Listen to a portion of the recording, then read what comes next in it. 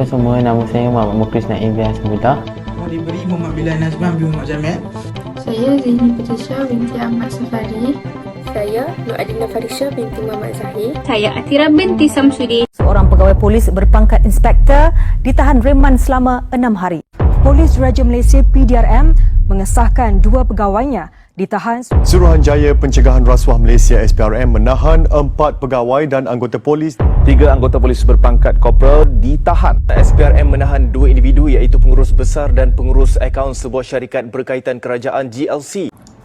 Rasuah adalah pemberian atau penerimaan suapan sebagai upah atau terunya untuk seseorang individu kerana melakukan atau tidak melakukan sesuatu perbuatan yang berkaitan dengan tugas rasmi. Suapan terdiri pada wang, hadiah, perkhidmatan, jawatan dan upah. Manakala ekonomi gelap adalah satu aktiviti berdasar pada sumber yang menyalahi undang-undang sebuah negara. Kegiatan tersebut dikategorikan sebagai sah dan tidak sah bergantung kepada barang serta perkhidmatan yang ditawarkan. Senang cerita, ekonomi ini sangat berkait rapat dengan pasaran gelap. Seperti yang kita tahu, kes rasuah serta kes ekonomi gelap sering berlaku dalam kalangan masyarakat di Malaysia pada hari ini.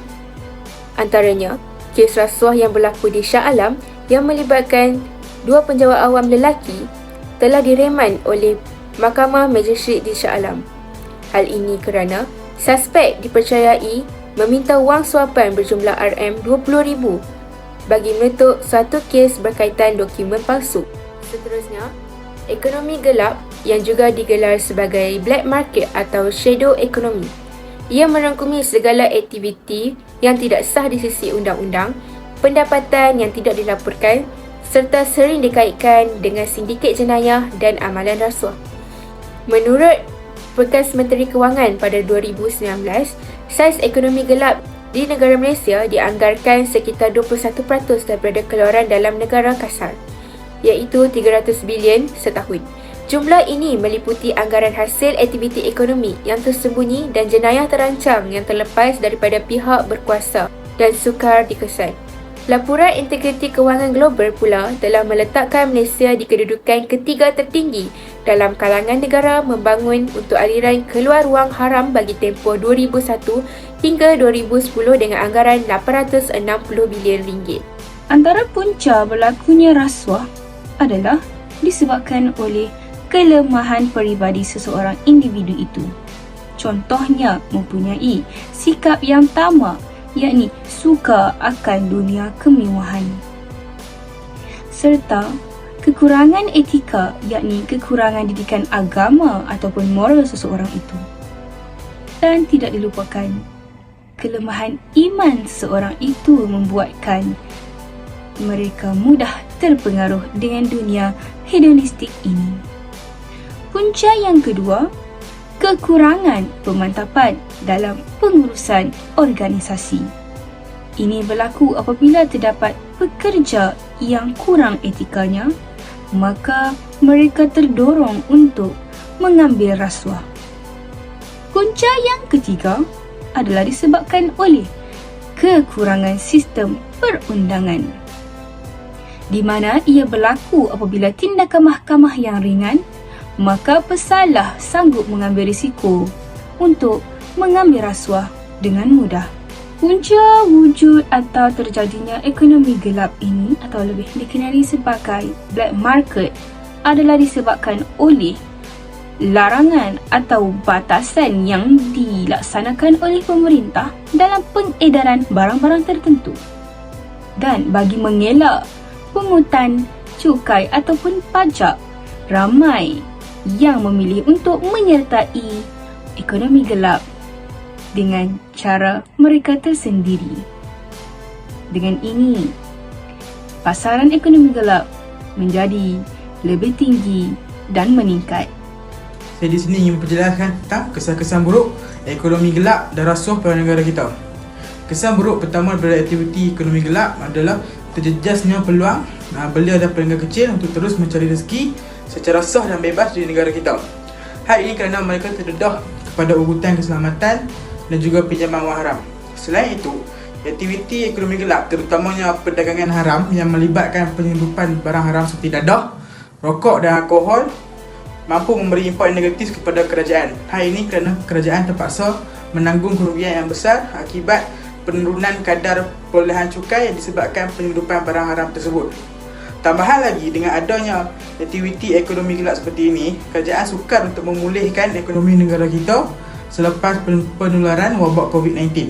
Lebih buruk lagi, dengan aktiviti ekonomi gelap ini telah menimbulkan satu rasa tidak selamat kepada masyarakat kita kerana banyaknya kes penculikan dan jual beli organ manusia hanya untuk memenuhi kepentingan sesebuah pihak sahaja.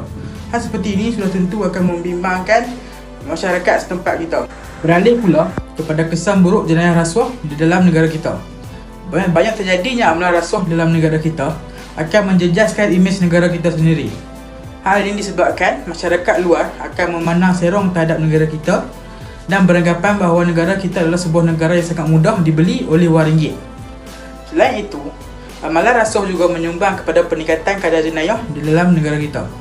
Berlakunya jenayah rasuah akan membuka peluang untuk berlakunya jenayah lain seperti pergaduhan, kerusuhan dan juga pecah amanah. Disebabkan hal ini, masyarakat kita akan hidup dalam keadaan tidak selamat dan tidak sihat. Tambahan lagi, amalan rasuah juga akan meroncakkan kualiti kehidupan rakyat kita sendiri. Hal ini boleh dilihat apabila masyarakat kita sendiri bersusah payah untuk membeli barang keperluan asas seperti tepung dan susu kerana wujudnya amalan rasuah bagi sesebuah perniagaan. Akhir sekali, amalan rasuah juga mampu untuk meroncakkan pembangunan negara. Kos pembangunan seperti pembangunan jalan raya, sekolah dan hospital terpaksa dicampur dengan kos rasuah kerana wujudnya amalan rasuah di dalam negara kita sendiri. Lebih buruk lagi, kos pembangunan ini terpaksa ditunda ataupun dibatalkan kerana kerajaan mengalami masalah kewangan akibat masalah rasuah. Cara mengatasi masalah aktiviti ekonomi gelap yang pertama ialah kurangkan cukai. Kerajaan mestilah ada kesungguhan untuk mengkaji semula dan mengubah struktur cukai setia ada untuk merapatkan jurang harga antara produk sah dengan seluduk. Akhirnya nanti, jurang harga yang besar itulah yang akan mendorong penjenayah untuk meneruskan perdagangan rokok seluduk. Tamatkan jurang itu dan motif untuk berdagang rokok seluduk akan terhapus. Yang kedua, memperkasakan agensi penguatkuasaan. Di Australia, pasukan sepadan Australia ABF memainkan peranan penting untuk mematahkan aktiviti penyelundup dan sindiket jenayah. Seterusnya pula, saya akan memberitahu cara-cara mengatasi masalah rasuah. Yang pertama ialah memberikan pendidikan tentang amalan rasuah. Yang kedua, menguatkuasakan undang-undang. Yang ketiga, memastikan sektor awam beroperasi dengan jujur, tulus dan bertanggungjawab. Yang keempat, memberikan gaji yang bertepatan dan bermaruah. Yang kelima, menjalankan kempen yang berkesan dan efektif. Dan yang terakhir ialah menjatuhkan hukuman yang berat kepada pemberi dan penerima rasuah. Masyarakat umum perlu sentiasa diingatkan supaya tidak terjebak dengan gejala ini kerana sepandai-pandai tumpai melompat, akhirnya jatuh jua ke tanah. Pemberi dan penerima rasuah wajar dihukum dengan hukuman yang setimpal sebagai pengejaran kepada orang ramai. Semoga setiap di antara kita menjalankan obligasi masing-masing, khususnya penguatkuasa agar polemik ini diselesaikan dengan cepat. Sekian, terima kasih.